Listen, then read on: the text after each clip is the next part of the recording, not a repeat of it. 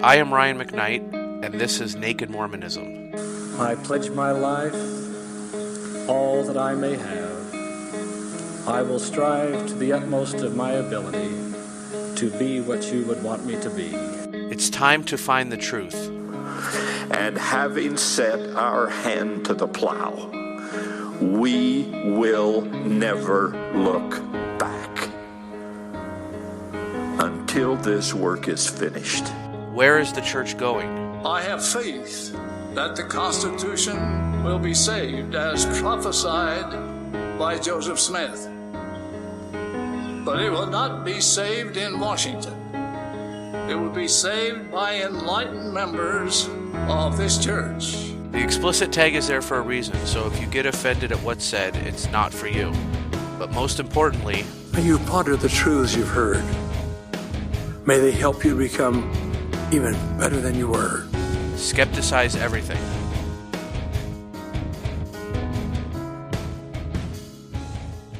Welcome to Special Edition Episode 41 of the Naked Mormonism Podcast, the serial Mormon history podcast. Today is Thursday, March 9th, 2017. My name is Bryce Blankenagel, and thank you for joining me. You know, it is quite a challenge to appreciate the work of Mark Hofmann and still separate that from the horrible things that he did, from the fact that he killed two people and nearly killed himself with improvised explosive devices. My point is, what Mark Hofmann did was show the church that they can't successfully hide documents and the skeletons in their closet forever. And he did so by orchestrating a massive scheme. You know, this amazing, elaborate guise of quasi-legitimate historical documents that he bought and sold to the church for, exorbitant amounts of money that the church was buying up for the purpose of suppressing their information. Now, it's hard to ascertain motives of a criminal mind in this case, but I personally believe that Hofmann was quite motivated to watch the church burn while he just so happened to be making a bit of money off of this and going into even further, exorbitant amount of debt in these various business deals he was brokering. But that same motivation spans many historians and many people that blog or talk about the church or do a podcast on the church or whatever the case is. For some reason, people don't like the church. They're called anti-Mormons oftentimes for a reason. I should say we are called anti-Mormons oftentimes for a reason. And, from a personal perspective, I see it because this church prides itself on its ability to control the information that it brings in and that it disseminates to the public, and even more so, it controls the information that the parishioners are able to consume. And that's very frustrating. I don't think anybody should be able to control the information that we consume. I even have some, moral arguments against, like my Reddit aggregator that brings up only the subreddits that I've been looking into recently. There's a fair amount of nuanced argument in this, and I don't want to get lost in that. But the point is, people do want to see information when it's hidden. People want that out there. People want to grapple with transparency when it concerns, a massive multinational organization such as the LDS Church. This multi-billion-dollar corporation, when we see chinks in the armor and we see that they aren't able to ironclad control the information that gets out to the public about the church, I think it's wonderful, and it forces transparency. That being said, I have some personal conflicts with a recent thing that has been going on in the ex-Mormon and Mormon community online. There's this man named Ryan McKnight who has been posting MormonLeaks and through his website MormonLeaks.io. And I definitely have a fair amount to wrestle with in this case. but I think it's relevant. And while I kind of would love to, splay my thoughts out and describe them right here before we get into the interview, I think it would probably behoove all of us if we just listen to the interview and then I come on and, kind of give my reminiscences of the discussion, because there's a lot to parse out. And I have some hard questions for Ryan that I posed, and I really didn't want him to get off easy. I didn't want it to sound like I'm buying into everything that he's selling here. So let's listen to the interview with Ryan McKnight, and I will talk to you on the other side of it. And of course, as is usual, if you are a Patreon subscriber, please listen to the Patreon edition of this episode. You're going to get more than another hour of our discussion. We really went into Ryan's history a little bit, and I got some of his backstory. So if you want to hear that, listen to the Patreon-only edition of this episode by supporting at patreon.com/nakedmormonism. But without further ado, this is my interview with Ryan McKnight. All right, today we are joined by what we could call a very controversial guest, at the time speaking especially. We are joined today by Ryan McKnight, the founder of Mormon WikiLeaks. Now known as MormonLeaks. Ryan, thanks for coming on, and welcome to the show. Hey, thanks for having me. As I said, you've been a little bit controversial lately. Let's talk about what you do. Tell us, for somebody who doesn't know, what is MormonLeaks? What is it that you do, Ryan? Well, at the most basic level, and we can, dive into this as deep as you want to go, but just sort of at the basic level, we provide an avenue for people who have documents related to the LDS Church that they feel should be made public. And we provide a service for them to get that to the public in a way that preserves their anonymity. So I can think of a myriad of reasons why this is important in my mind, but to somebody who might not understand or might not understand the insular world of the Mormon Corporation, why is a service like this necessary? In your opinion, why do this? Why provide this for people?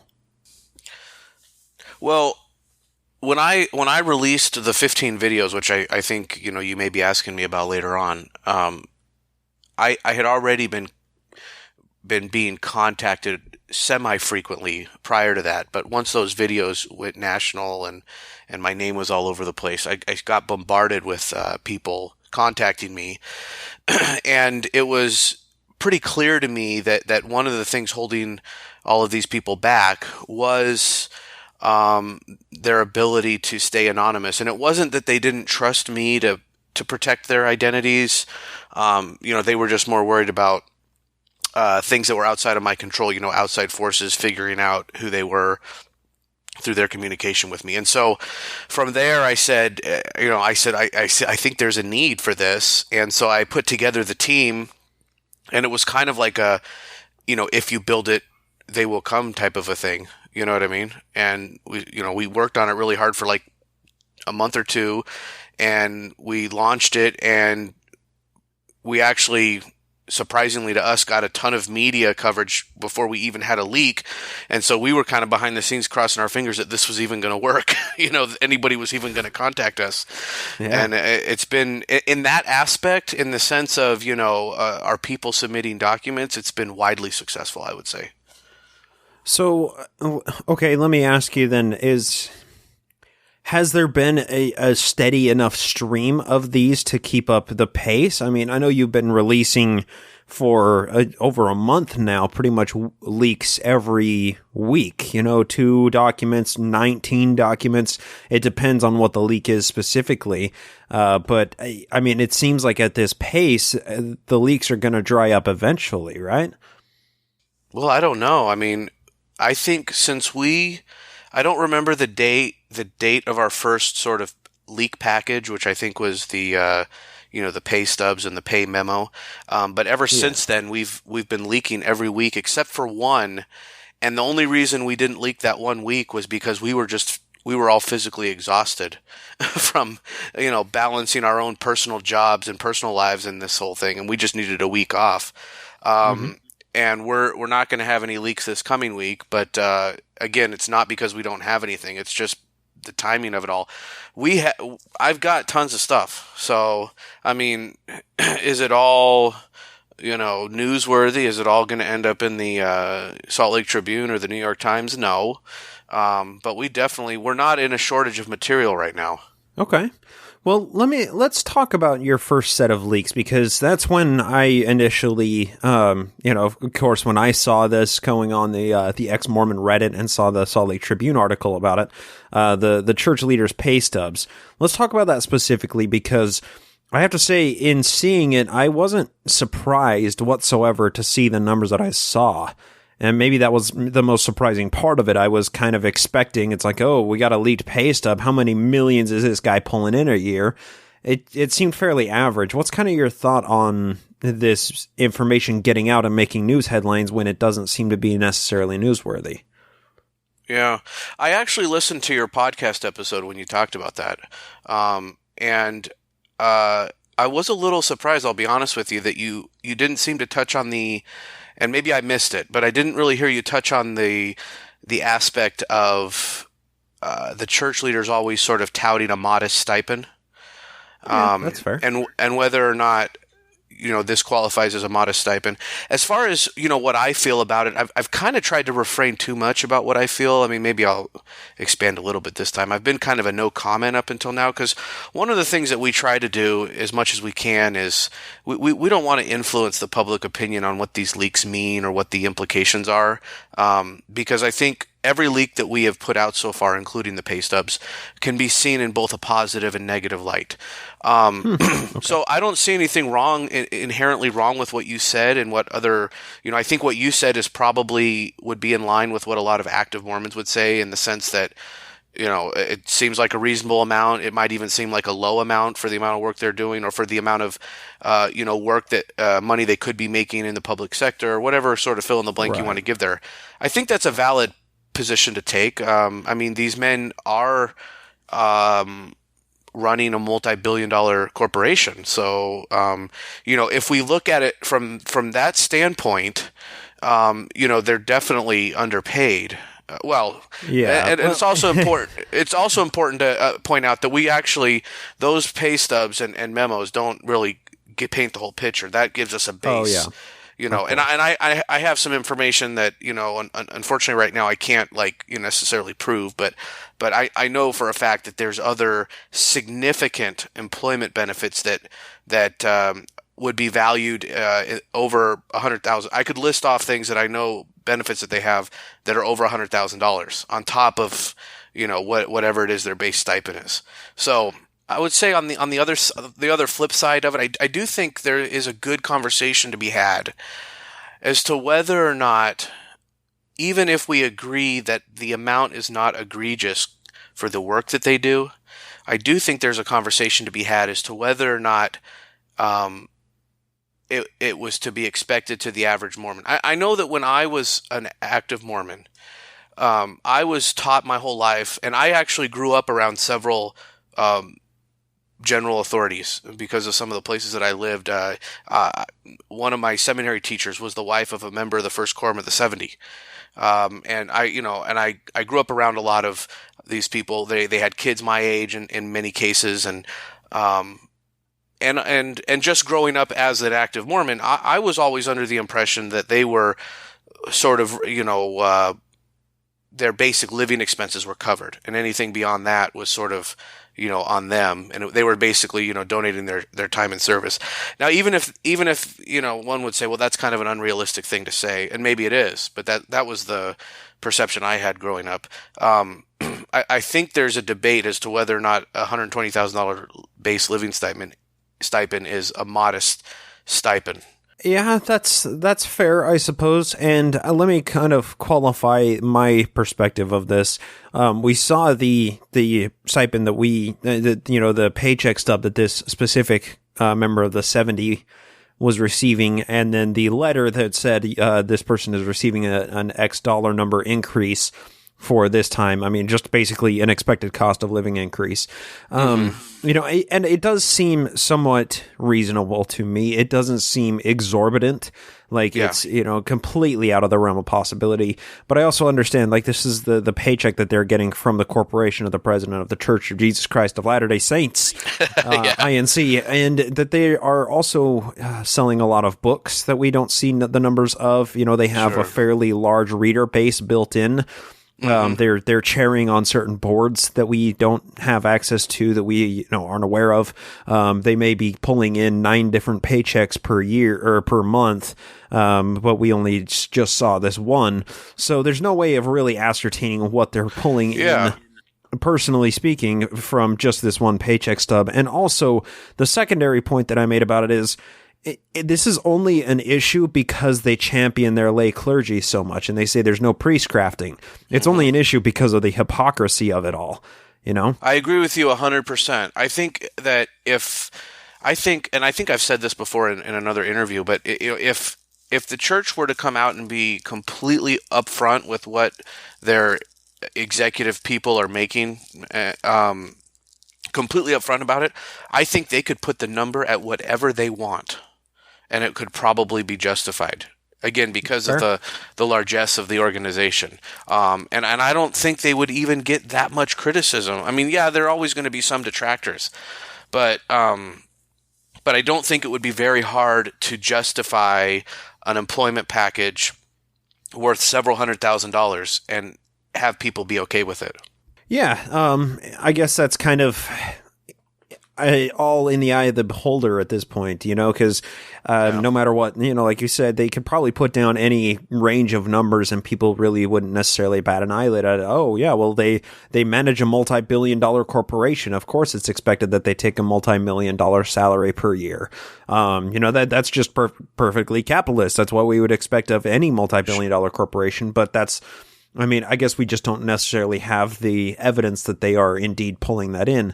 But of course, that was kind of only your first set of leaks. Are there any other, you know, there are a few others that I want to talk to you about here.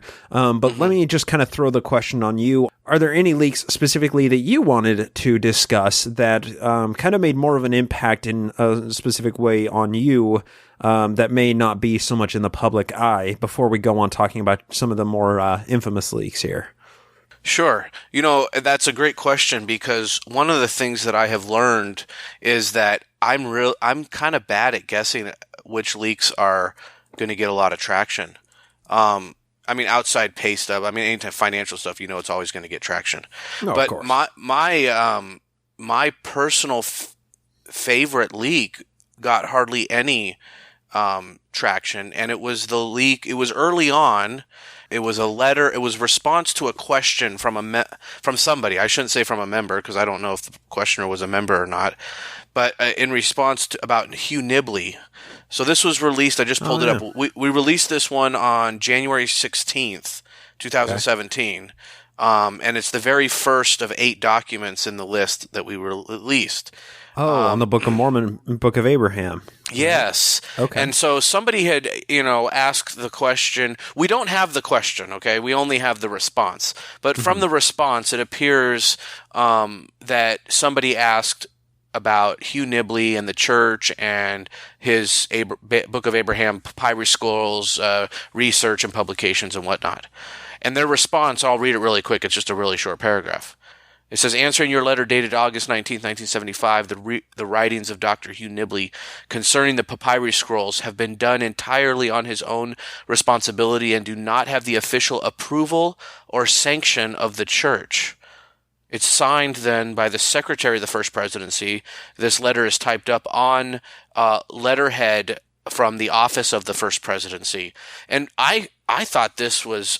in my mind, was a bombshell letter, because I know plenty of Mormons, especially sort of baby boomer age Mormons, that they hang a huge hat on the work of Hugh Nibley. Yeah, and definitely. To me, this was really just saying, hey, yeah, whatever he did, it was done on his own and without the official approval and sanction of the church.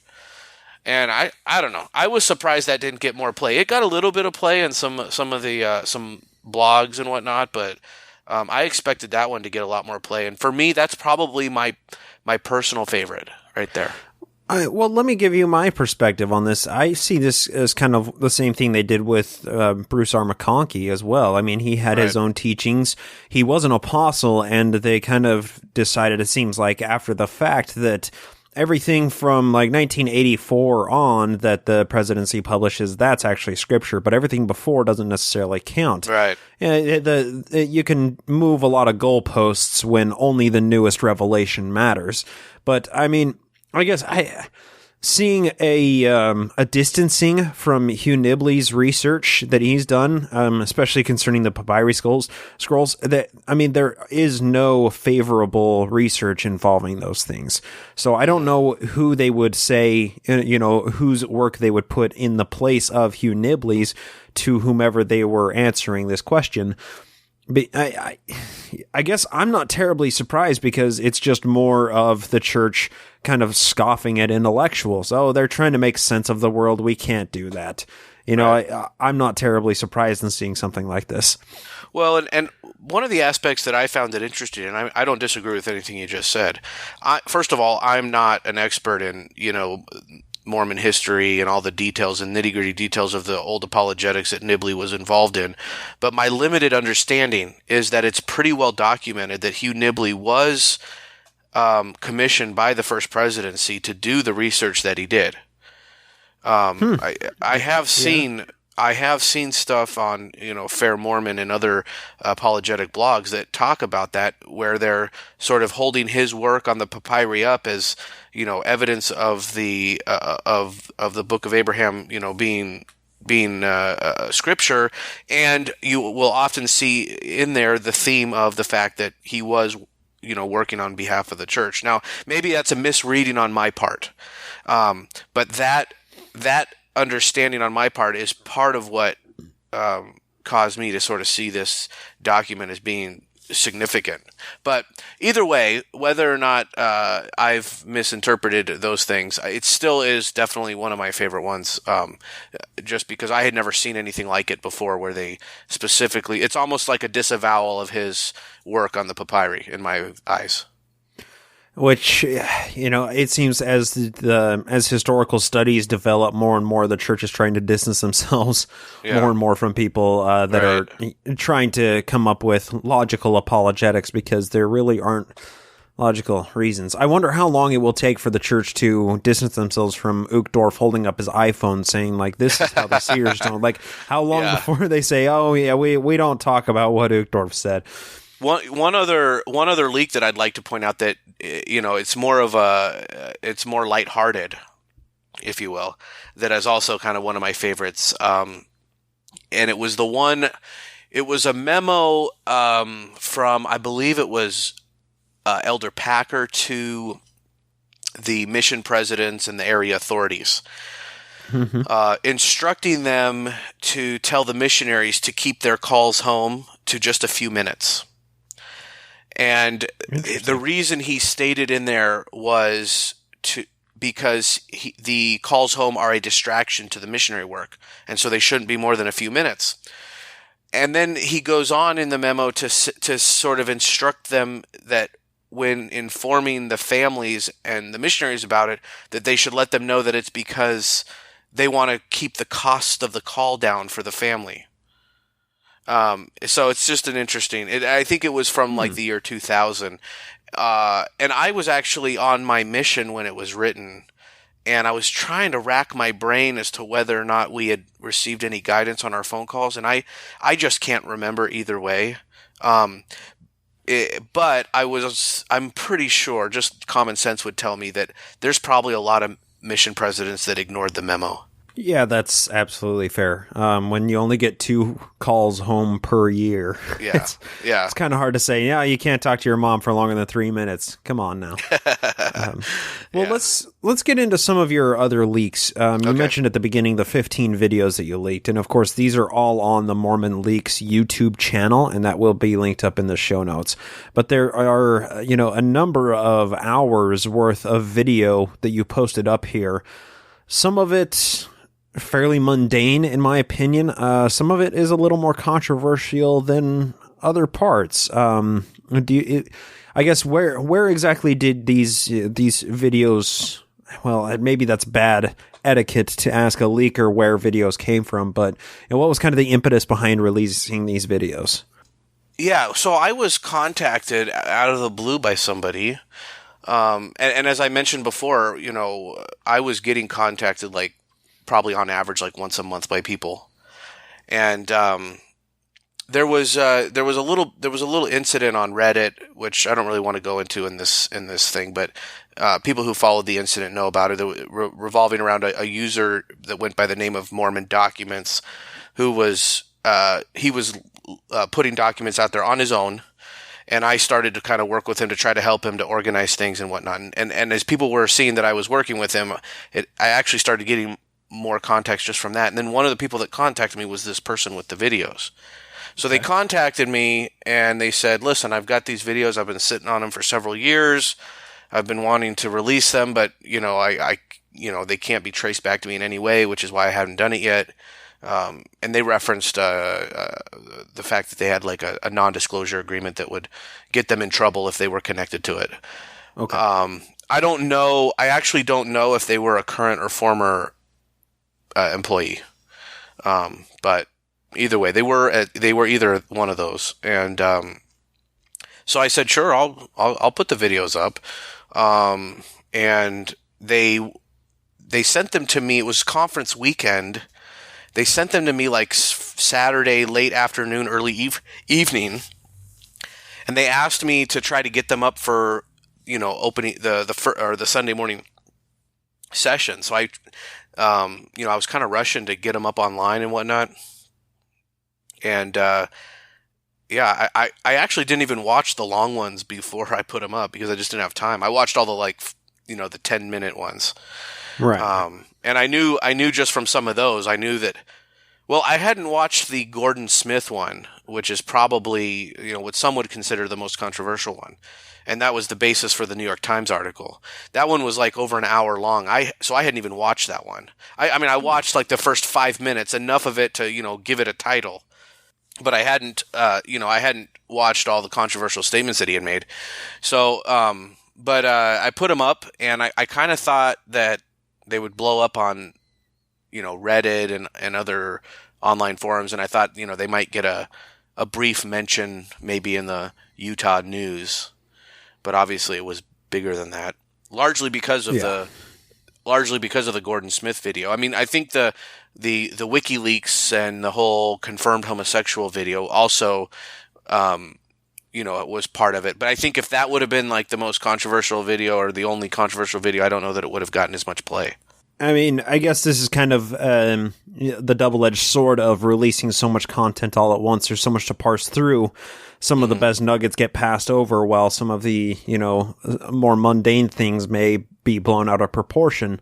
I'll say right off the bat, I haven't had a chance to watch all of them because, there are, the 7 minutes, the 9 minutes, 5.5 minutes, but there are also, 6 videos on here that are longer than 50 minutes. So there's just so much information to parse through. And, the majority of these have anywhere from, 15 to 90,000 views on them. So obviously these went essentially viral, especially in the ex-Mormon community. And I think it's kind of, maybe it has something to do with the nature of what a leak is and why they're so exciting. It's like, so many of us tend to paint the church as this giant monolith that is, masters of propaganda and constantly squelching and silencing any dissenting voices, or, they wouldn't let something like this slip through the cracks, but now they're having this outlet of these leaks. And I think it's sensational just by its nature. That's awfully exciting. But I don't think we should lose sight of what are the important parts of what we're leaking, as opposed to just attaining more transparency, which is, I think, the entire goal of kind of your mission statement is we're forcing them to become a little bit more transparent. Would I be right in saying that? Yeah, I think you make a good point. You're completely right. And at the time, I wasn't like this as organized of an entity as I am now. So if I were to have received these videos now, they would definitely not have been all released at the same time. for the exact reason that you're mentioning, because things get lost, in the shuffle. So one of the things that we have tried to do since the launch of our website is we have tried to group things together set in semi-related categories. Mm-hmm. So if we have a bunch of church PR documents, and we get them from multiple different sources, but, they're all sort of related to the public relations office, then we'll group those together and release those together. A group of statistics, et cetera, et cetera. So, yeah, I definitely would have gone about releasing those videos completely differently. I wish I would have, watched them all first. I would have immediately recognized the significance of the Gordon Smith video, and I probably would have contacted my media contacts immediately. Okay. Right. So, they're definitely, I think that those videos could have had a bigger impact than they did. But having said that, they had a pretty significant impact. The fact that I think the channel overall has somewhere just shy of 400,000 views with all the videos put together. That's awesome. That's beyond just Mormons watching those views. So that, like you said, the videos went viral. People that view Mormonism from the outside might say, why? Why does it even matter what the church is saying? Because there are so many firebrand preachers out there that are saying things similar or, much more inflammatory things. And I guess, what would you say in response to that? Well, for the majority of the things that we would release, including in the videos, I would agree. They probably don't have much interest outside, other than the, like you said, just the interest factor, just in the fact that they are leaked. But you take away the Gordon Smith video, and there's probably little that anybody outside of Mormonism cares about. Even the WikiLeaks one, because then you say, if you look at it and you say, well, look at these homophobes. Well, a big deal. There's a million religious homophobes out there. There's just one more.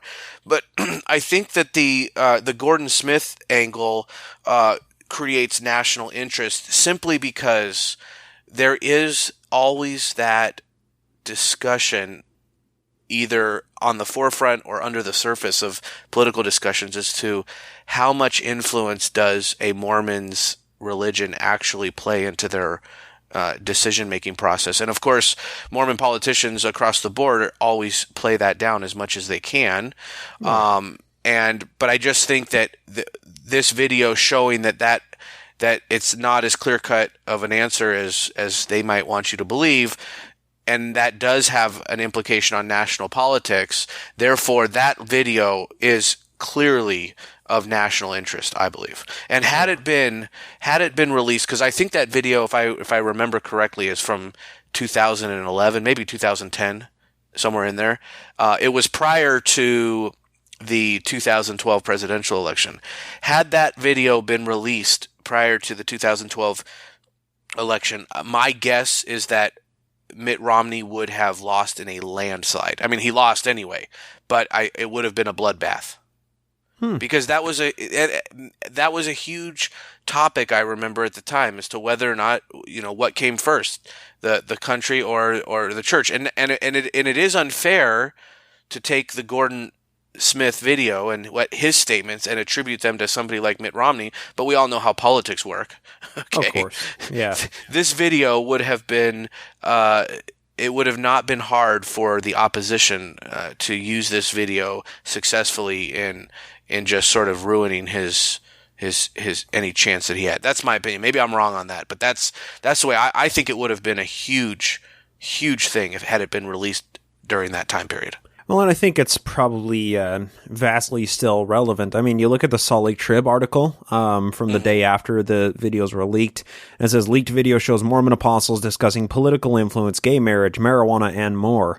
And there's absolutely no question that the church has its set amount of political influence. An episode we very recently did, I believe it was 2 weeks ago, was talking about the church's influence on the transgender bathroom bill that's currently going through. Yeah. One thing that's interesting about a multi-billion-dollar corporation is they tend to spend that money on things that they need, and oftentimes the things that they need are political and politically motivated, and therefore we find the church filing amicus briefs to try and champion their free exercise of religion, their religious liberty, at the expense of people's freedoms. So just having a board of directors of a multi-billion-dollar corporation talking about their want or their necessity of influencing certain politics or their opinions of politics, well, maybe that's a story in and of itself that's worth discussing, and it seems like that's kind of what the Salt Lake Tribune kind of latched onto in this case. Yeah, and I'm not suggesting in any way that the Mormon Church shouldn't be allowed to lobby for things that is of interest to them. I think one thing that's important to not get lost on this Gordon Smith story is that he was not a senator from Utah. And this is an important distinction. He was a senator from Oregon. Now, I don't know how many Mormons live in Oregon, but my guess is that it made up a minuscule number of his constituents. Yeah. Yet he was, according to the video, basically taking marching orders from the church. I mean, there was reference to the fact that there was a period of time where his staff didn't know what to do because they hadn't heard from the church in 6 weeks or something like that. So, had he been, Jason Chaffetz or, one of these other Utah politicians, I think you could easily, it wouldn't have been as big of a story because you could make the argument quite easily that, the majority of their constituents probably line up with the values of the LDS Church, and therefore there's really nothing wrong with those politicians seeking guidance from the LDS Church, just like they would from any other lobby group. But the fact that they were reaching their hand out into another state, I think that should not get lost on the story. Yeah, thanks to various movements among our politics recently. Large corporations tend to have a fair amount of power, and it might be worth taking notice what they are spending their time and their lobbying efforts on, and the people specifically that they are expending those efforts upon. Because if we are, if a politician, a senator or whatnot, is voting a certain way on a certain bill because they've heard from their constituent parties that they should vote a certain way, it's always worth asking, why did the party want them to vote that way, or why did the influencing power behind them make that phone call in the first place? And even if that sounds kind of like tin hat conspiratorial, at least those are oftentimes questions that are worth asking, because nothing is without a cause when it comes to politics, and I'm always interested in kind of seeing the underlying tones. Yeah. Well, and one thing with not to belabor the point, but just a quick another 15 seconds. One of the issues that I think people have with the church being involved in politics is the secretive nature of it. I think most reasonable people would agree that as long as they're not sort of breaking whatever campaign laws apply, that they should be allowed to lobby for things that are important for them. But I think sometimes the way that they go about it is what leaves a bad taste in people's mouths, I should say. Yeah. So let's get on to what's going on recently. One of the main questions I kind of want to ask about all of your leaks, the church has largely been silent on these leaks until fairly recently. First off, what do you kind of make of that silence in the wake of all of these things?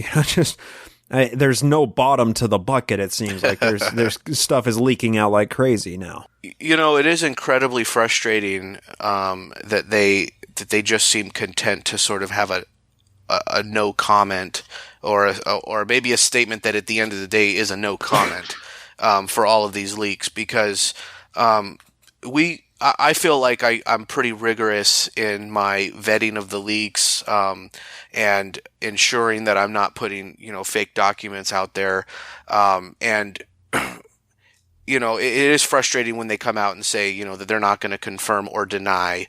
But to me, when they come out and say these types of things, that's essentially been their comment for every single leak. We're not going to confirm or deny the authenticity. As far as I'm concerned, when they say that, they're confirming the authenticity. Because believe me that they would love nothing more than to destroy our credibility by saying that's a fake document. And I have no doubt that if we were to publish a fake document, they would be the first ones to say it. But, I mean, that kind of, if they do comment on one, that kind of alters their stance from, uninterested into, actively engaged against. So even that seems like it would be ill-advised from their PR firm. Well, and I think you just hit the nail on the head. My guess is, and I think we're just speculating here. I don't have any inside knowledge of this, but I think their thinking is that they want to keep their members as uninterested in the MormonLeaks website as possible.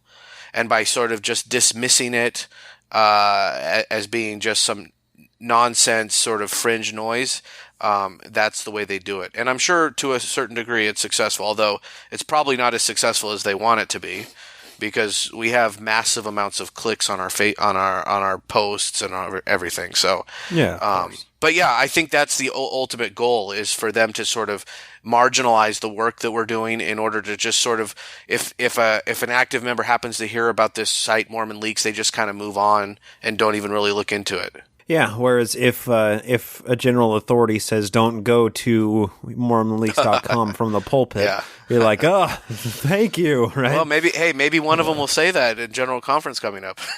Yeah, you can always hope for it anyway. Well, I was going to say, I know we're going to eventually talk about this takedown notice, and I was going to say that's exactly what happened with this takedown notice, because we made it public. It became a Streisand effect, and there was literally not one news story about that leak prior to the takedown notice, other than the Mormon Stories podcast. Right. But not one newspaper had contacted me prior to the takedown notice. And that's when it gets interesting, when when they're actually actively working against it. So, okay, let's walk us back a little bit here. The takedown notice, what was that in response to specifically? Because there was it was one very, very specific point that they were getting miffed at, right? Right. Yeah. So we released this past week 3 documents, and they singled out one of them as being claiming copyright infringement. It's a PowerPoint presentation prepared for the First Presidency, but also I know from my source that it was shared with the general authorities. Okay. But it was prepared for a presentation given to the 12 apostles, and it's been characterized online as an enemies list. Okay, that's sort of the editorial. That's the editorialized characterization of it. But there are names, so yes, it is. Yeah. I don't think that calling it an enemy list is completely wrong, but it is a little bit hyperbole. Incendiary language to call it that. What it actually is it's a discussion about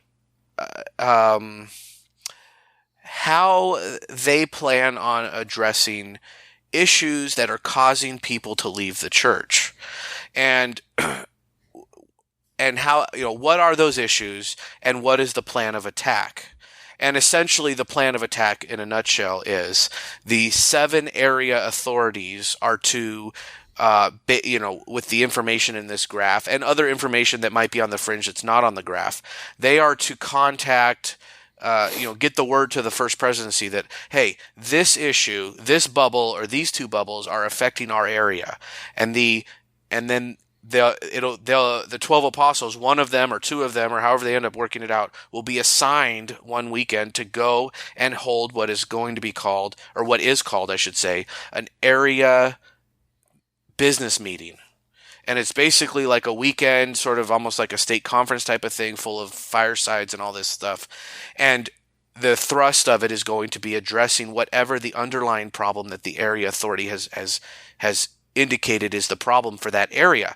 Now, when you look at the slide that shows the issues that are leading people out of the church, the so-called enemies list, there's many of the items on there, the bubbles, are ideas or concepts. Yeah. Okay. How do you fight against secular? There's just one bubble. Secular. Right. Yeah, right. And aren't we a secular nation? But anyway, so that's a whole other discussion. But so you've got ideas. You mentioned secular. There's one that says incredulity to church history. I don't even really what are they even talking about? I mean, what? Yeah, whatever. But and then there's some that are more on the right end of the political spectrum. About false prophets, which I know they're referring to false prophets out there claiming to have like a Denver Snuffer, who was one of the people mentioned. But a lot of people looked at that and they were like, yeah, people are leaving because they think the church has false prophets. But that's appalling in my mind, because like I didn't leave the church because I heard somebody saying that they are a prophet and they sounded more prophetic than the church's prophets. I left because prophet is a useless term. But there are other points in the bubbles here that are useful. Like there are actual problems. Disagree with current politics. That's a big bubble. Yes, absolutely. That is a good reason to leave the church. Well, Bryce, not to defend the church here or anything, but I do want to push back. There are people though that are leaving the church because of false prophets like Denver Snuffer. I'm speaking from a Mormon perspective here. Okay, Denver Snuffer from a I don't want to say TBM, that's an inflammatory term, but from a active LDS perspective, Denver Snuffer is a false prophet. And people are leaving the church because of him, and because they feel that he is currently more inspired by God than the current leaders. So I don't think they're completely off by mentioning this false prophet thing. I just think that it's not a universally applied problem. Okay, because I would agree with you. I didn't leave because I thought there was somebody out there that had better answers. But there are people that are leaving. And Denver Snuffer has a wide reach. I know somebody personally from Spain who is a more active Mormon who is now a Denver Snuffer follower and has actually come to the United States specifically to attend some of his conferences. So, his reach is somewhat wide. So, but anyway, so they mentioned Denver Snuffer. They mentioned this guy named Robert Norman, which honestly, I really don't know anything about the guy. I never even heard of him before. I've never heard that name either. John DeLynn. John DeLynn. I've heard ordained women. They didn't even mention Kate Kelly. It was just ordained women, of course. Right. Well, and I will say that the people that saw the Mormon Stories podcast on this slide, they heard John DeLynn speak a little bit about Robert Norman. As far as whether or not that description was accurate or not, I have no idea. He just contacted some people, I believe, that had heard of him and got whatever information he could. I think the simple fact that, I associate with ex-Mormon communities very frequently, as does John DeLynn, and I'm certain quite a few people listening to this. But the fact that the name Robert Norman strikes so many of us as, just like what is that? Right? Like, I'm completely ignorant about it. That should let them know that Robert Norman isn't having as big of an impact. Maybe his bubble should be a little bit smaller here. Well, it'll be. Look, I think actually, that remains to be seen. I'm communicating with Robert Norman through an intermediary right now. Oh, fantastic. Okay. And I'm trying to get him to do an interview and tell his side of the story. So, okay, I look forward to that because I know nothing of the man or what the situation is. And I don't know either, although I'm being told that he's not happy about being on this list and that he also feels that whatever description John DeLynn gave of him was not accurate either. So we'll see if he is willing to come out and tell his side of the story. But, I'm very curious to find out. But, I guess I would agree that they're definitely not, as far as the internet goes, these guys are not having a big impact. But a lot of these groups, they're under the radar. They're not even they don't really have an internet presence. Or if they do, it's very minimal. Like if you look at the prepper movement, which is also mentioned, and I think that the terminology they use on the bubbles is, what do they call it? End of days predictions. End of world predictions. Yep. Extreme prepper, whatever. I don't know. If you have it in front of you, what is the exact bubbles? What does it say? I think it's the one you're referring to is last days and end of world predictions. Yes. So I can tell you right now, this is directly referencing the doomsday preppers that are out there, even though they use some creative language in the bubble because they probably, don't want to try to offend too much because a lot of these people are still active Mormons. But I follow the doomsday prepper movement quite closely. I have access to some of their private password protected forums that very few people have access to.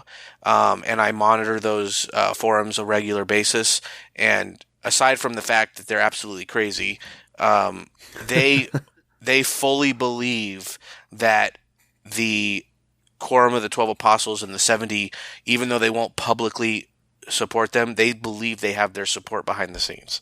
It's completely expected. I mean, I grew up in the church with a bunch of food storage and whatnot. I guess it's just the logical conclusion of the end times eschatology of the church. We got to see what they think for their end days.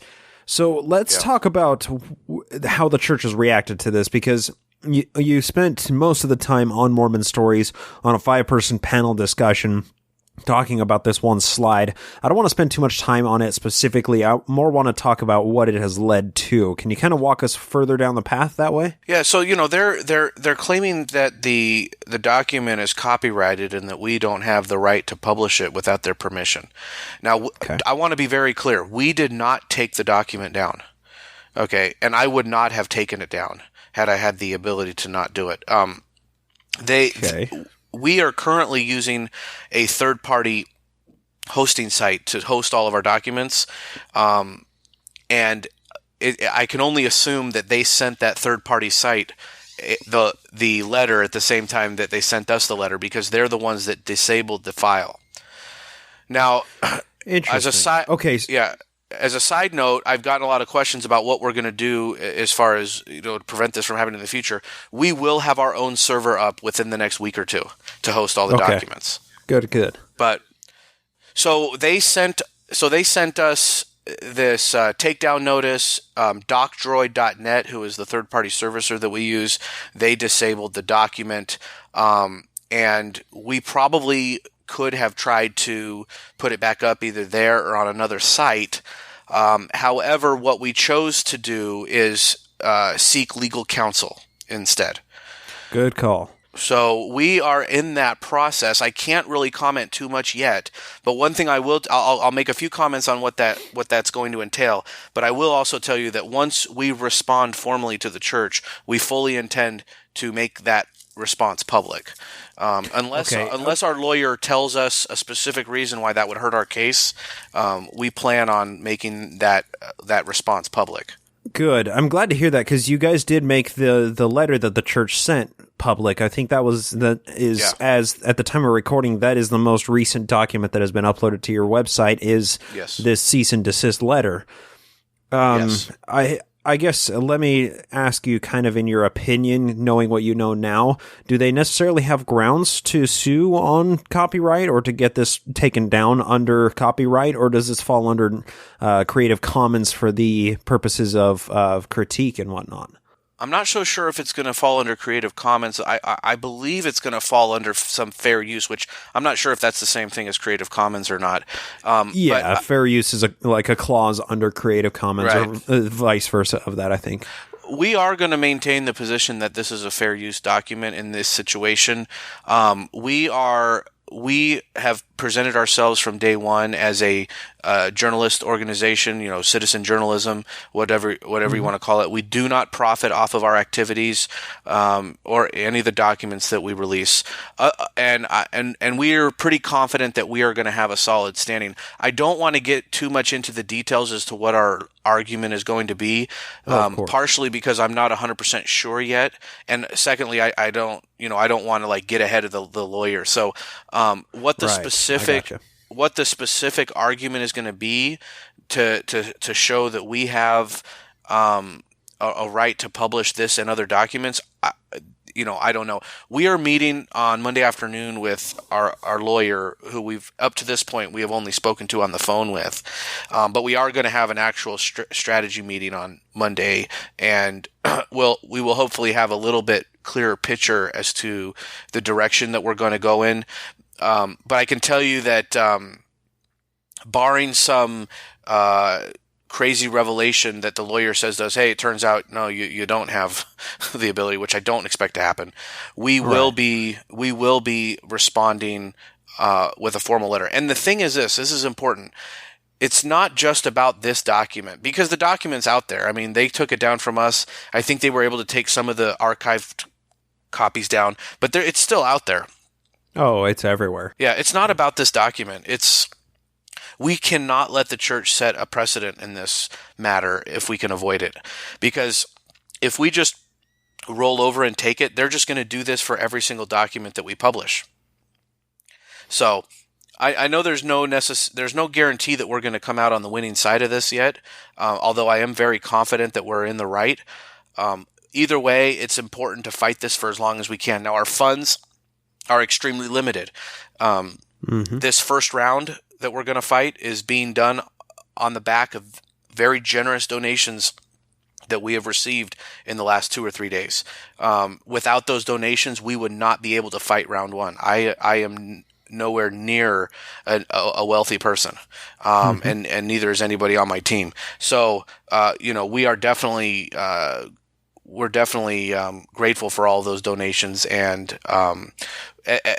however, we will fight as many rounds as we can secure funding for. That is, it's really encouraging to hear that. And of course, I'm going to give an opportunity for you to plug everything kind of here at the end of the show, because I think it's important that somebody is on the forefront, fighting these things. I know back in like the 60s, 70s, 80s, the Tanners kind of were on, the tip of the spear as far as it goes with, publishing controversial or copyrighted documents that the church owns.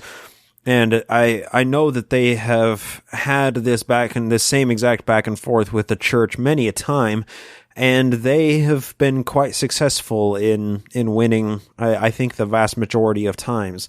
And now we have a massive body of scholarship from them to thank for the fight that they have been waging for so many years. And I think that this is kind of the new front when it comes to publishing information out there that the church doesn't want published. No longer are we publishing it out of the Utah Lighthouse Ministries, their little printing press in their back office. I mean, it gets published out on the internet. It hits Twitter and Facebook, and then within, a few hours, it's picked up and, has 10,000 likes, and you're on podcasts talking about it. And it's important to understand that the rate with which this information travels is far outpacing any damage control that the church can do. I mean, if they're wanting to fight every single document leak that you put up, they're going to wear themselves out. And I feel like you'll win that just through sheer attrition.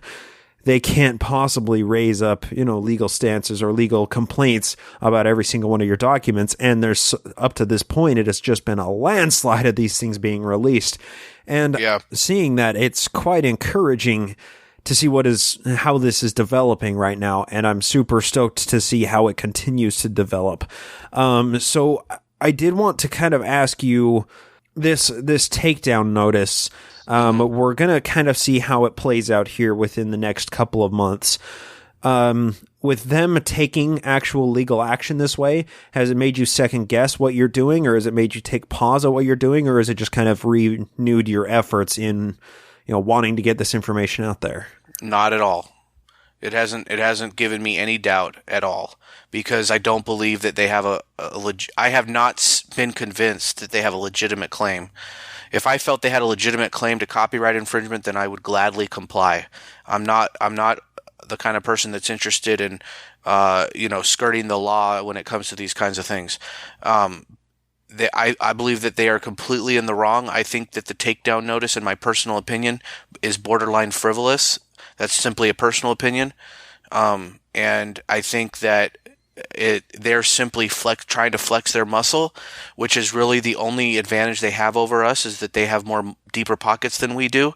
But I would just say that going forward, as they choose to respond to our response and whatever the next step is, that they should make sure that they are on solid legal ground, because we are going to make the entire thing public. And so they will be scrutinized as to whatever their legal arguments are, and that they will have to live and die by that. You said at one point the phrase TBM is inflammatory, but I want to ask you, using that terminology, because I think it's incredibly useful.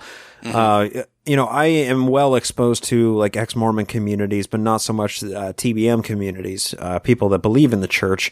How have both sides of the aisle kind of been taking these leaks? I've been seeing so many posts on the ex-Mormon Reddit of people that are stoked about this, just absolutely elated just for the simple fact that leaks are happening. How has the other side of the aisle kind of been taking this, and what has kind of been the collective response to this project you've been working with? Well, there's been various different responses. I think the most common one is to attack my character and to say that I'm simply engaging in this for some personal nefarious reasons, and basically sort of attacking me on a personal level in some way, shape, or form. Are you not at some level, though? I mean, you have to be motivated to be doing this for some reason. Yes, but I just don't think it's for the reasons that are typically outlined by the people that make this argument, because they seem to sort of latch onto this. It's all related to the common trope that we hear: you can leave the church, but you can't leave it alone, or you're just simply trying to tear down the church. And while I make no bones about the fact that personally, I no longer believe in the church, and I don't think that there's very much value in the organization itself, although I really have no problem with individual members. I know this following statement falls on deaf ears when it comes to TBMs, as they're called. It is not my motivation is not to get back at the church or to try to tear them down or to try to destroy the church. First of all, I don't think that I doubt that I could even release any documents that would destroy the church. Maybe there is something that exists that I'll get, but I don't expect that at all. And the other thing is, look, here's what it really just boils down to. I believe, and my team believes, we at MormonLeaks believe, that the LDS Church has an ethical responsibility to be transparent about their finances and their corporate policies and procedures. They fall short of that in that regard. And so we are trying to promote that idea and help that come to fruition. That does not have to be a negative thing for the church. And we will publish anything that we would get. If, for example, if those Irene pay stubs or the memo had said that they make $30,000 a year, we would have still published that, even though that would have been a huge pat on the back to the church, in many ways. That's fair. So, and if you look at one of the documents that we leaked this past week about their policy on illegal immigration, I think that everybody, Mormons, non-Mormons, ex-Mormons, it's commendable. Yeah, except maybe, in some of the more conservative circles. But even most Mormons were fine with that document. So that document, as far as I'm concerned, was a positive thing for the church. So, yes, Ryan McKnight is a critic of the church, but MormonLeaks does not exist for the sole purpose of criticizing the church. It is simply a conduit, and whatever passes through that conduit is what it is. And I think that as Mormons, as you know and as I know, when you are raised in a sort of very black and white paradigm, and that flaw of having black and white thinking can bleed into other aspects of your life. And I think people are looking at MormonLeaks in a very black and white perspective, like it either has to be all good or all bad. And I don't see it that way. But that's going to be the most common criticism we get, is that we're this evil, sort of Satan-inspired, that I'm sort of this, bitter, black-hearted ex-Mormon, which, people that know me in real life know that that's like the farthest from the truth. But the other things that I've been seeing, you see a lot of people calling into question the validity of the documents. Yeah, I really wanted to get into that, and I want to save that for one of the last questions, because there are a few other things to talk about. Yeah, so one of the other responses is I have received a decent amount of feedback from people claiming to be active Mormons that are appreciative of what we're doing, much for the reasons I just outlined of why people shouldn't be afraid of the site. I've had people contact me and say something like, I'm an active Mormon, I love the church, my one complaint is their lack of transparency, so I appreciate what you're doing. Things like that. There was somebody that posted on a Facebook page it was either yesterday or the day before, that somebody posted some criticism about me personally, impugning my character. And then there was a response from two people claiming to be active Mormons who told that person they were being unfair and that they saw that to them the website seemed pretty neutral to them.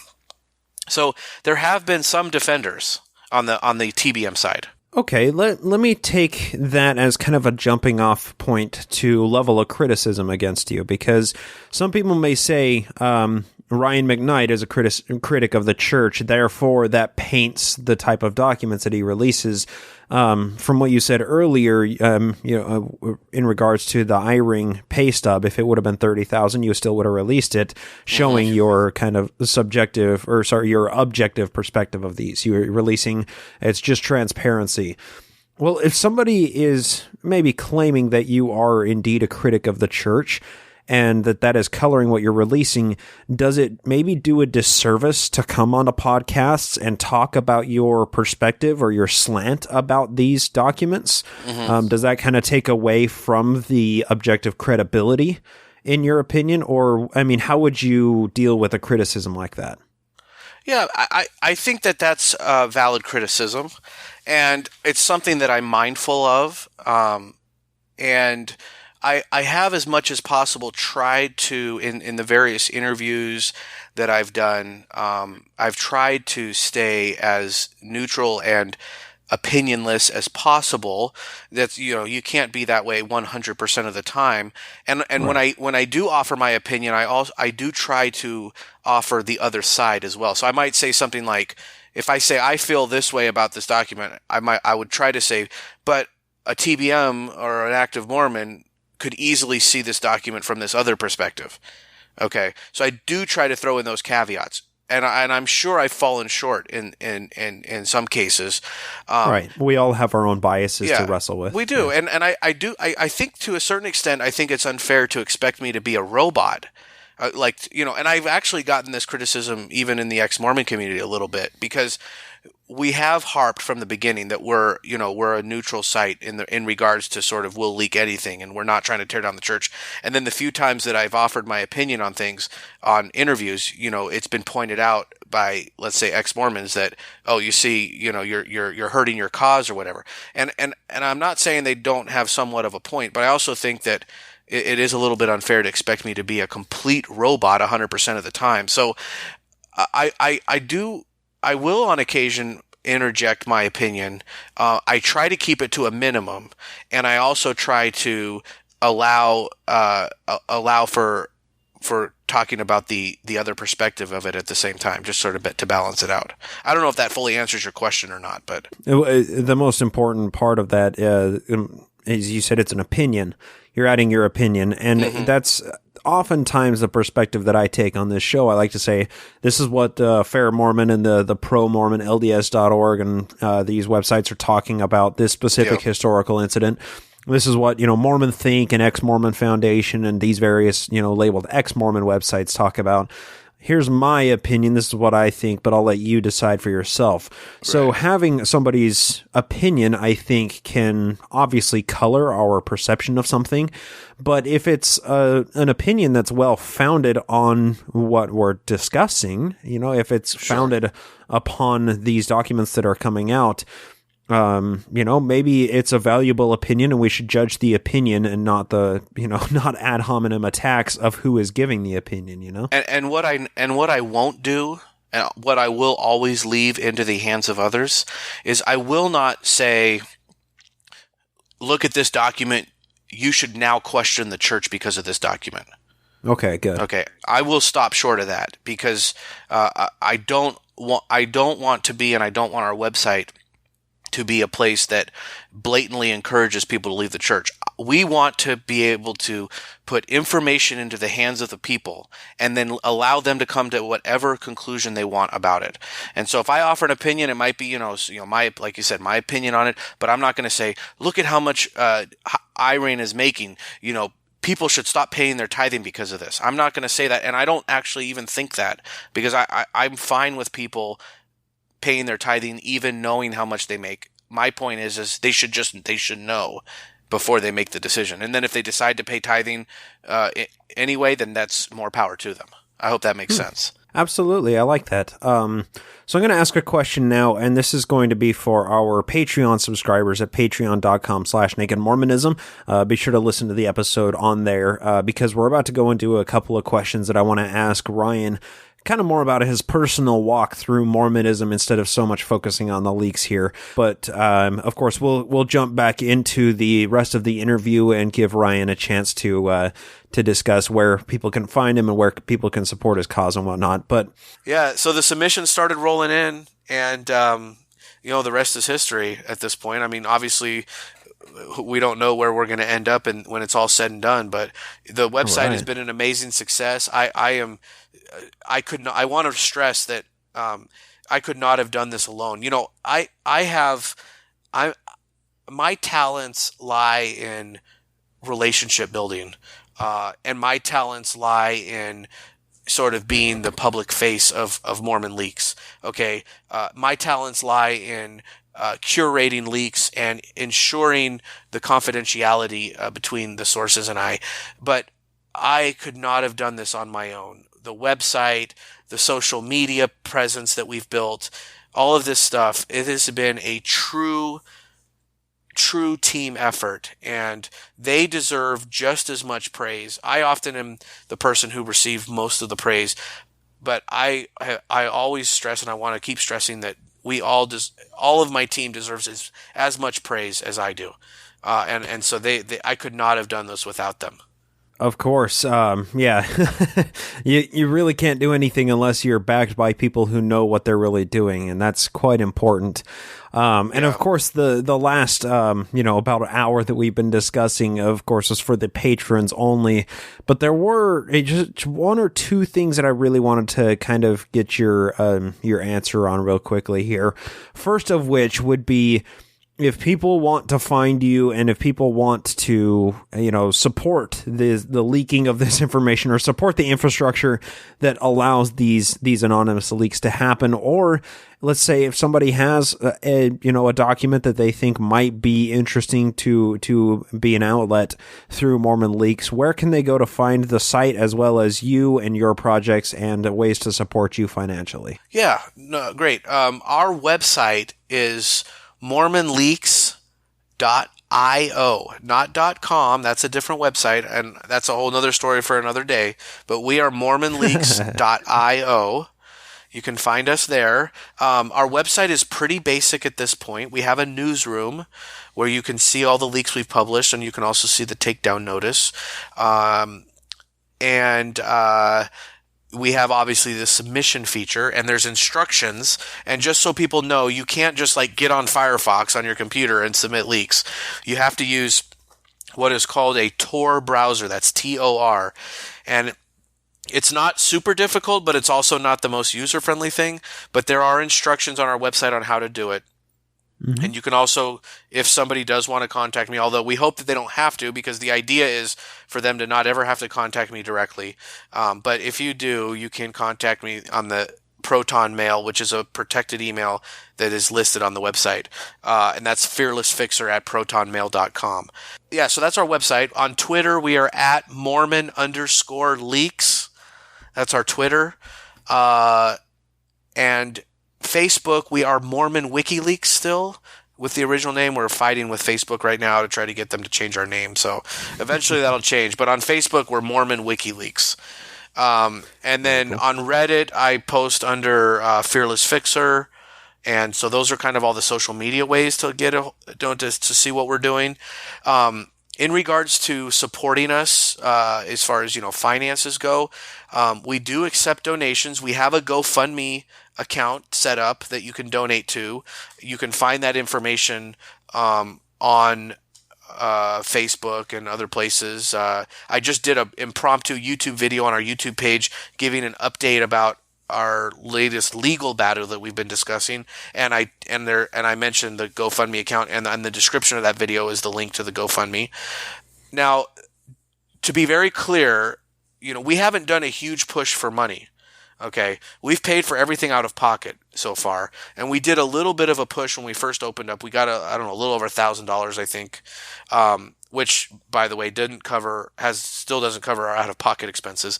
But we we do want to get some money in, and whatever money we get goes 100% to maintaining the website and any kind of website related upkeep that there is. Okay. Right. Licenses and all that kind of stuff. I mean, we should just say that any of that money goes to hopefully converting this from a red type of deal to a black type of ordeal, right? Because I understand you're probably doing everything out of pocket, and everything that comes in is to reimburse the amount of time and money that you have invested into this, of course. And we have not been fully reimbursed yet, and I can only self-fund this thing for so long.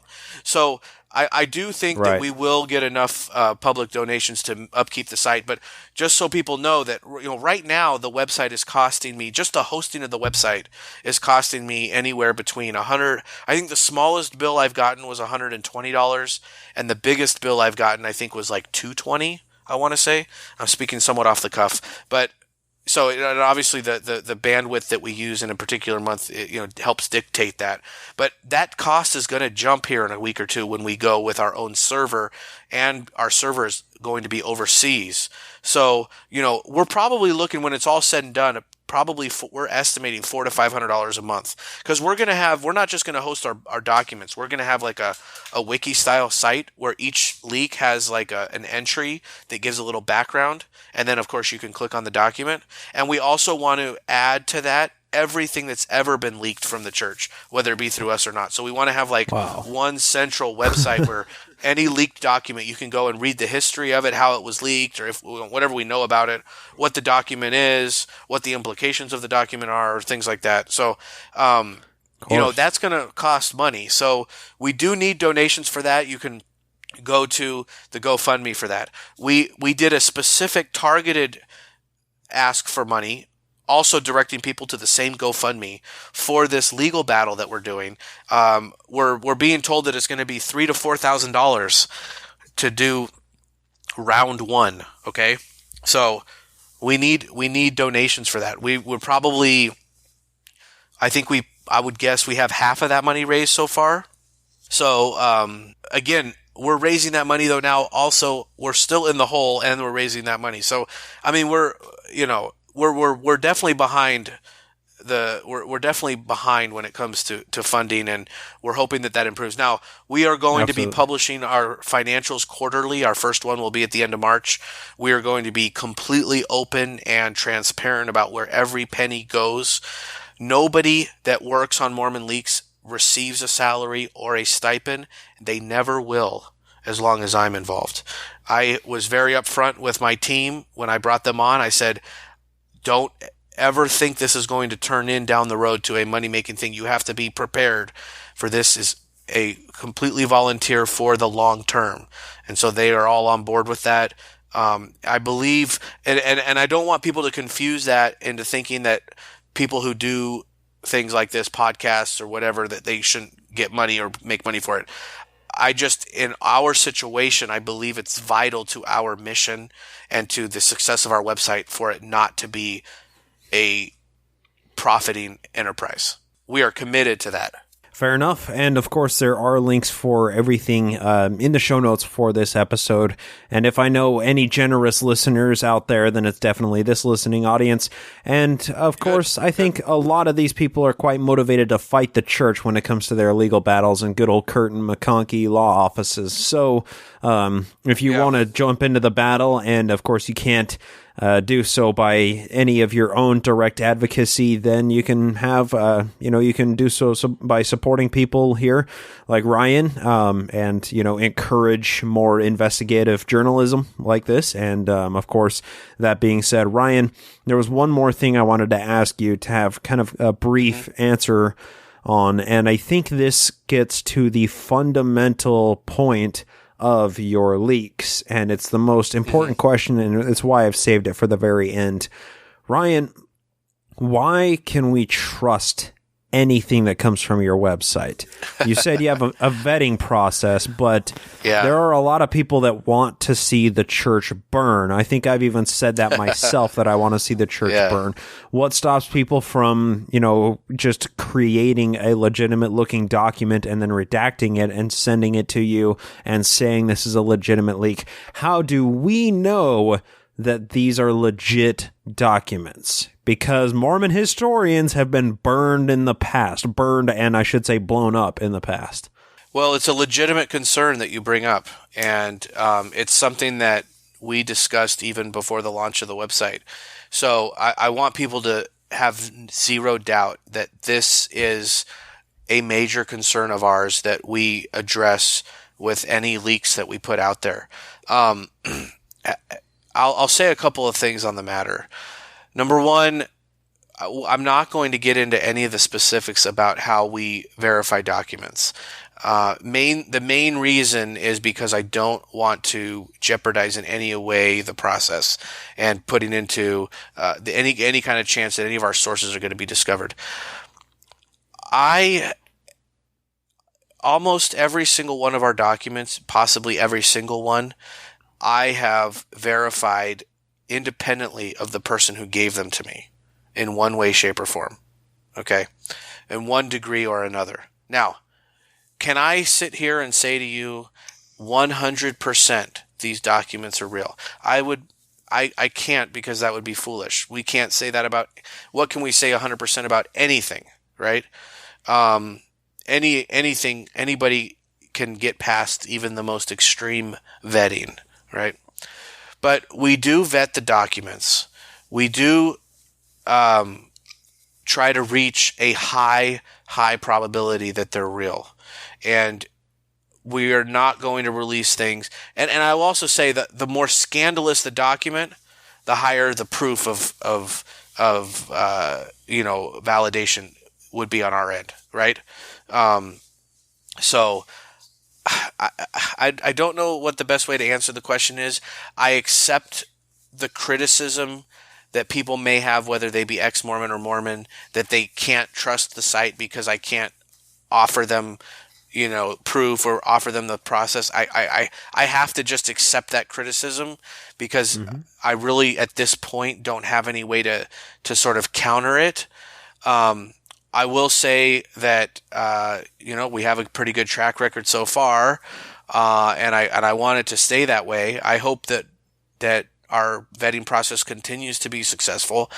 We stand by all of the documents we have released so far. We stand by them 100%, even though... Well, Ryan, yeah. I have to push back on something you said. Go ahead. You said that you have a vetting system in place that you're using in order to verify that these are legitimate documents. Mm-hmm. But as I said before, the world of Mormon history has been burned before by people claiming that they're a legitimate source of documents. And, you said it yourself, just documents that are more scandalous and whatnot do require a higher level of vetting, a higher level of proof in order to accept them. But having a good track record of these documents, I don't necessarily agree with you. I don't think you have a good track record so far. You've put out a bunch of documents that the church hasn't responded to, and then you put out one document that they claim is infringing on their copyright, and they did respond to that one. You don't have a separate group of document vetters or, like historians that are checking and making sure these are valid documents by any standard. So that being said, the only way that we have to say that these leaks are legitimate is just by taking your word for it. I hope you understand that I'm a little apprehensive of that, and I'm not trying to disparage your word on this. I'm just trying to disparage your possible sources and taking their word on it. You know what I mean? No, that's totally fair and totally valid. I don't take what you said in any way, shape, or form offensively. So you have a point, and I guess this is probably one of the reasons why the church stays silent on it, in order to still allow for that room to be able to, for people to say, well, we got to still put a skeptical eye on these things. I welcome the skeptical eye. I encourage the skeptical eye. I suppose that right now I'm not in a position to give 100% certainty of the legitimacy of these documents, and I guess I just have to live with whatever the consequences come from that. And I'm okay with anybody who either wants to not believe the documents because of that, or they want to take them with a big fat grain of salt because of that. I'm okay with that. I accept it. I think it's perfectly reasonable to do. Look, admittedly, I've gotten this question before, and admittedly, it is a hard one for me to answer because I do stand by all the documents. I firmly believe that they are all real based on what I know behind the scenes. There are lots of things that I know behind the scenes that I have never told about in public. And you just saying that makes me trust it even less. You know what I mean? I mean, like, no, and that is even a harder line to trust right there. Okay. Yeah. And that's, so, but, and one day I'll be able to, maybe elaborate on those things. I don't know. Until that day comes, then I accept the criticism that I cannot, that I get, like what you said of, well, you haven't offered us any proof at this point. I accept the criticism, and I don't really know what else to say. Well, let me just kind of push back against what I said, as this is kind of the great paradox of investigative journalism, is protecting your sources. I mean, the entire goal behind what you're doing here is to instill transparency, or the need for transparency in the church. And it looks like, I mean, from the sound of it, you're committed to transparency as well. You're planning on making all of your financials open. Any correspondence that you've had with the church so far, we've seen in an open exchange, the correspondence that we're aware of. But there's also a necessity for protecting your sources. So on one hand, you have to say, we need to be as transparent as possible. But on the other hand, you have to say, well, I don't want the church to attack these people. I don't want these people to be outed. These people are, they leaked these documents anonymously for a reason, and just having the mechanism by which they can leak these is probably more important than it is to necessarily contend with each and every document's legitimacy to the point that we're blue in the face. So, there's a fairly nuanced argument couched in all of that, I think. Yeah, and like I said, I truly do accept the criticism, because I would probably be saying the same thing if I was in the other shoes. Look, I'll go ahead and I will shed some light on a couple of things that maybe can. I'm not saying it's going to convince you, but maybe it kind of. I'll crack the door open a little bit. I am in regular contact with current employees of the church that are very high up the food chain. People that, and now I want to be clear though, these are not necessarily people that are giving me the documents, because the majority of these people, while they're willing to talk to me, they're very, very hesitant to sort of break non-disclosures and things like that, right? So by giving me documents, if you will. So, but I'm in regular contact with people who are current high-level employees that are high enough to where they are interacting with the Quorum of the 12 Apostles at least once a week, and in some cases more than once a week. Their job, brings them into those scenarios. Okay. And I am also in contact with multiple sources who have, let's say, within the last 10 years, held those types of positions that no longer work for the church. And none of them know, at least from me, that I'm talking to the other. Okay. Now, if they're all friends on their own, I don't know. Okay. But when I'm talking to one of these sources, they don't know the other people that I'm talking to. And so often one of the things that I will do is I will get a piece of information from somebody, and I will then let another one of my sources, I will ask them about that and find, and I won't just say, is this true? I'll ask sort of a more of a investigative type question to see if they will tell me the same story. Okay. So this is one of the things I do to verify some of the information that I get.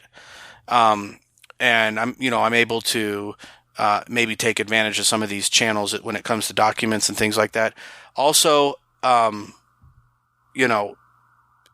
of the people that submit stuff, I know who they are. Some of them I don't. Obviously, if I don't know, it makes it harder. But some of the people, I know their identities. And I know who they are, and I'm able to sort of vet at least their personal legitimacy in that sense. It doesn't necessarily stop them from submitting forged documents, but exactly. Look, I don't really want to say much more than that, other than, I understand the criticism, and I would never say that it's not invalid. It is a valid criticism of our website. And that's actually, I would say that's probably the one thing that I wanted to hear. That was the answer to the question that I was hoping to hear, is that that vetting this information is a lot tougher than it just seems on the surface. And somebody in a position like yourself that's committed to transparency, openly sharing that it is a challenging task to vet these. Yeah. I think that lends more credibility to your cause than anything else, and I do appreciate it. Well, I am deathly afraid of being duped. I do not want it to happen, because I know it will be the end of our website. So it is something that's constantly on the forefront. As well it should be, and it is for myself as well. I constantly have to fight whether or not I can trust a historical source, or whether this historian has their own slant and whatnot. So it's a constant battle for all of us, and that's why the motto of the show is skepticize everything, so we can hopefully be as skeptical as possible. But of course, Ryan, this has been an absolute pleasure talking to you. Likewise. I really do want to say that I appreciate you coming on and sharing kind of the inside track, especially on kind of the genesis of how you got to where you are, being the Fearless Fixxer and being the leak hole, essentially, for the church. But of course, only the patrons heard that, so if you want to listen to that, go to patreon.com/nakedmormonism and sign up to support there. You'll get access to those exclusive episodes. That being said, Ryan, thank you so much for coming on. It's been a pleasure talking to you. Anytime.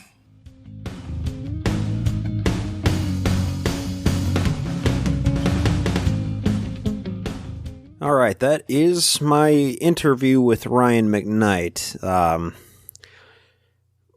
Let me just kind of sum up my thoughts on this, because I'm a little wishy-washy about this. I'm not sure exactly how to react. There's so much going through my brain, considering everything we discussed. The main thing worth pointing out, and I asked Ryan the question, is, how can we trust this information that he's leaking?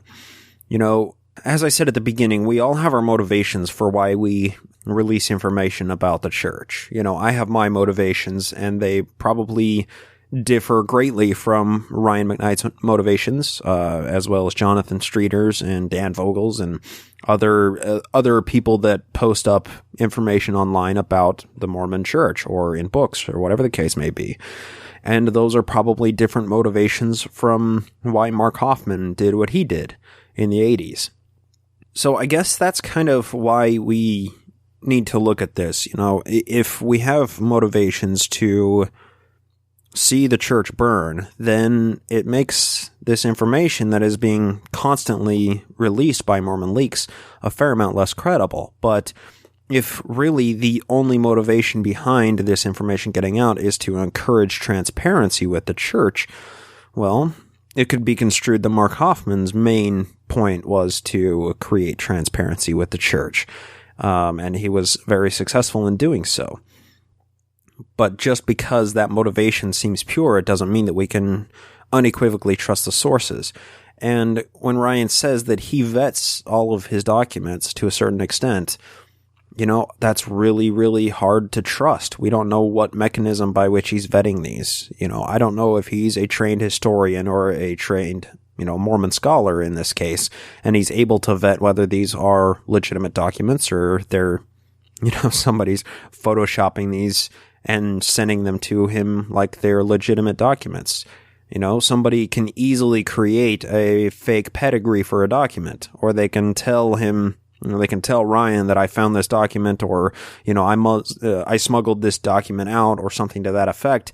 And the only way that Ryan has to vet that is by that person saying that I brought this document forward. I mean, it's just not quite so cut and dry, the trustability of these documents. So, everything that comes out of MormonLeaks, I think it's probably a good idea to take it with as big of a grain of salt as everything that comes out of the church's own LDS.org and their Fair Mormon and History.LDS.org.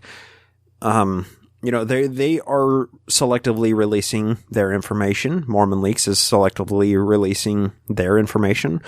I am selectively releasing my information on this podcast. We all have our certain information that we're working with here, and I think it's probably a good idea to take a cautious stance when it comes to these Mormon leaks. I don't know if we will ever be able to vet these documents, if there will be any way for us to verify that, yes, indeed, this, President Eyring got paid this much based on this check stub on this month. I don't know if we'll be able to properly vet that and, discuss the legitimacy of that document, but it's at least a question worth asking, and it's worth approaching with, not being too hasty, you know what I mean? So, that being said, that's kind of my overall, I guess, apprehension when it comes to these things that are coming out of MormonLeaks. I don't know whether or not to trust them, because Mormon historians have been burned in the past. I have been burned in the past many times with information on the internet, and I just want to be very careful about this. I don't want to jump on the Hoffman train, as so many historians did when it came to the Salamander letter. I don't want to jump on that train. I want to be a lot more careful in this regard. And in the day of the internet age, it's a lot harder to legitimize documents in this case. So let's approach it with some care. Let's be smart about this. But that being said, what Ryan is doing, I love it. I'm on a personal level, there's my intellectual perspective where I have to take a step back and say, let's not trust these quite yet. Let's be careful about what we do trust. But then there's my personal perspective of this, and I think it's amazing. I am so glad that there are people out there that are actively forcing the church to be more transparent, or calling out the fact that they are actively silent on these things, because active silence definitely says, in many cases, it can say a lot more than a denial or affirmation. So I say, please, Ryan, keep it up. Keep up the work. And we'll see if we can get these leaks to a tipping point where they can be legitimized. But, of course, those are just my personal reminiscences. You guys, the listeners, please take this how you will and come to your own conclusions about this, because that's what we do on this show, okay? We skepticize everything, and we try to think about it as much as possible. So I implore you to do that for yourself regarding MormonLeaks. It's time for Mormon Mimsies. If I show you something, promise you won't tell? Like a secret? Really? Cool. All right, let's read last week's Mormon Mimsy. It says, quote, "This demagoguery and political corruption has caused an innocent man to be immolated in the Missouri dungeon for upwards of 8 months without the slightest evidence of his guilt or even the most remote evidence of crime leading to his committal. He was taken without process and committed to jail upon mere supposition, and finally acquitted without any shadow of proof having been adduced from beginning to end. This is the way that Missouri treats free-born American citizens, and they can obtain no redress." And of course, the Mormon Mimsy question was, what famous or infamous Mormon character is this quote referencing? And our winner this week is Randy, and he's at RS571. He just sent in O.P. Rockwell. Fantastic. And, of course, we do have to say an honorable mention. It was Giselle Lewis on Facebook. She said, none other than Mr. Orrin Porter Rockwell, Old Port, was jailed in reference to assassination charges of the Missouri Governor Lilburn Boggs. Now, where's my cookie? So, honorable mention to Jessa Lee. She got a little bit more information than O.P. Rockwell, but Randy, of course, was the winner because he sent it in very first. So, that was very well done. Okay, in response to last week's Mormon Mimsy, I said, we got to make these a little bit harder. So, here is this week's Mormon Mimsy. And you can hopefully hear the book shuffling in the background because I'm not reading this off of any web page. This is straight out of a book that's in my hands. Quote, "The children were busy when the schoolroom door was carefully opened and two gentlemen entered carrying the limp form of Joseph Smith. The children all sprang to their feet, for Brother Joseph lay helpless in their arms, his head resting on his brother's shoulder, his face pale as death, but his eyes were open, though he seemed not to see things earthly. The teacher quieted them by telling them that Brother Joseph was in a revelation, and they were carrying him to his office above the schoolroom. End quote. Very simple question on the surface, but it may be a little bit more challenging when we actually look into it. Who gave this quote? Very simple, right? Just need a name. That's all it is. And that is this week's Mormon Mimsy. So if you want to play along, go to the Naked Mormonism Facebook page, or you can always Twitter at Naked Mormonism and make sure you hashtag it Mormon Mimsy so we know who we're looking for, or the right people that answer the question. And I guess we'll see who can pull out this week's Mormon Mimsy. All right, we do have a few new patrons that we need to thank here. Looks like we have Christy Ann, David, Frank, Al, or AI, I'm not sure, I think Al, Christopher, and Susan. To all those who do support at patreon.com/nakedmormonism, you make this a possibility and keep the show going with your hard-earned cash, so thank you very much for making this investigative journalism a possibility. I deeply appreciate it. I just want to do a quick wrap-up of our second installment of NAMO Home Evening. This episode is being released hot off of the heels of that, so to let everybody know, at the first Monday of every month, we have our NAMO Home Evening, a little play on the Mormon Family Home Evening. And we just had our second one with featured guest Andrew Torres, and it was really a lot of fun just hanging out with some people who had come to the first one, as well as some new faces. We just sat around and we talked Mormonism and some of the laws and the what the church is doing with the trans bathroom bill right now.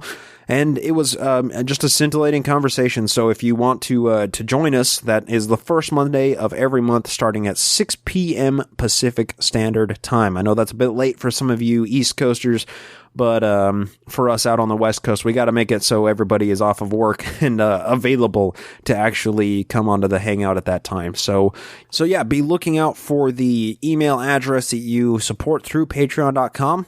And you will receive an email on the first Monday of every month with a link to the Google Hangouts to come hang out with us. And to those who did come hang out, it was a lot of fun, and thank you very much.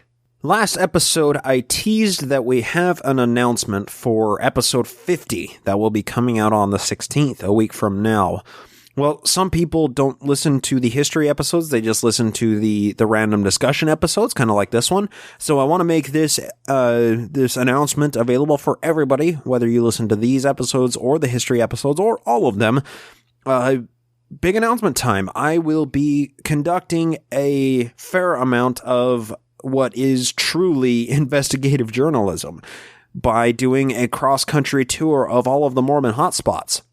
Now, what that means is I will be leaving here on Friday, March 17th, early in the morning, and starting in Utah with a 360 camera and a normal point-and-shoot reel camera, and going to a bunch of hotspots throughout all of the country. That means out in far west Missouri and Hans Mill area. That means in Illinois, going to hit Nauvoo and Carthage and Quincy. I'll be hitting in Ohio, Kirtland and Hiram, and maybe some other big ones out there. And then, of course, I will more than likely be ending the tour in New York, where everything all started, with Palmyra and Rochester. But of course, this is talking a bit in the abstract. I still haven't planned out exactly how long I'll be spending at any of these specific locations, and that will allow for some flexibility in the information and the video that I'm able to shoot. That being said, that means this podcast is going on hiatus for, probably till the end of April or the beginning of May. And we will be instead releasing weekly videos of this tour on the Patreon feed as well as the Naked Mormonism YouTube channel in order to, of course, keep it sustained, keep content releasing on a weekly basis. But the podcast itself, there are now 102 episodes in the podcast feed. This will give everybody a chance to work through the rest of the backlog who are maybe possibly catching up or whatever the case may be. And it's, possibly just a necessary hiatus to kind of reset and get things amped up and ready for the Nauvoo years as we get into those. And of course, there are always projects in the works, and there are more details coming on those for next episode. So be listening to episode 50. That's going to be a big one. That's coming up next week, released on the 16th of March, and we will go from there. But of course, that's everything we need to discuss for the evening, but I need to shut it down by thanking a few people. We'll start off by thanking the real Emma Hale for running the Twitter handle, as well as Demonista for running the Facebook page. Thank you both for doing that. I need to thank Craig Keeling for providing the artwork in the show used with his permission. Go to weirdmormonshit.com to see his blog there. I need to thank Jason Camo for producing the music used in this show with his permission. Go to loststateofmind.com to hear more of his music and download it there. Legal counsel for this podcast is provided by the law offices of P. Andrew Torres. Be sure to check out the Opening Arguments podcast. I can't plug that amazing show enough. If you'd like to leave a voicemail talking about a correction or something that is on your mind or your story, you can do so at 864-NAKED-MO, 864-625-3366, and that will be played on the next episode. Most of all, I need to thank the patrons who support the show at patreon.com/nakedmormonism and keep these episodes coming out on a weekly basis, except for the hiatus that's coming up here. But above and beyond everything else, most of all, I need to thank all of the amazing listeners out there for lending me your ear. I hope to talk at you next time, here on the Naked Mormonism Podcast.